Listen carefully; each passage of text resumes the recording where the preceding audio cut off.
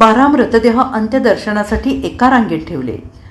महिलांचा हृदय पिळवटून टाकणारा टाहो. पालघरच्या बापूगावमधील डोळे पाणावणारे दृश्य. मुंबई अहमदाबाद महामार्गावर सोमवारी धानिवरी येथे एका साखरपुड्याच्या कार्यक्रमासाठी लोकांना घेऊन जाणाऱ्या ट्रकचा भीषण अपघात झाला होता. या ट्रकला एका कंटेनरने धडक दिली होती आणि या साखरपुड्याला जात असलेले 100 जण जखमी झाले. यापैकी 13 जणांचा मृत्यू झाला. या घटनेनंतर बापूगाव येथील लाखात पाड्यावर अक्षरशः स्मशान शांतता पसरली. काल दुपारी 4 वाजता साखरपुड्याच्या कार्यक्रमासाठी मुलाचे सर्व नातेवाईक बापूगावहून निघाले होते. मात्र गावातून बाहेर पडल्यानंतर काही अंतरावर त्यांच्या ट्रकचा भीषण अपघात झाला. अपघातामध्ये मृत्यू झालेल्या 13 जणांपैकी 12 जणांवर आज लाखांपाडा येथे एकत्रच अंत्यसंस्कार करण्यात आले.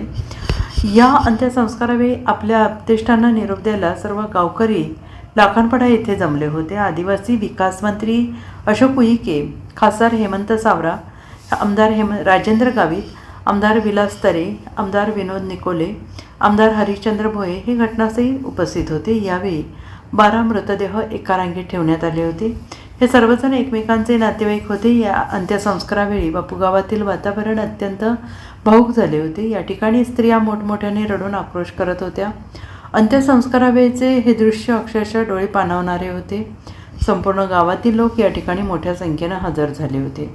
घरातील मंगल कार्यासाठी निघालेल्या 12 जणांच्या अशा प्रकारे दुर्दैवी शेवट झाल्याने गावातील प्रत्येकाच्या मनाला चुटपूट लागून राहिली होती.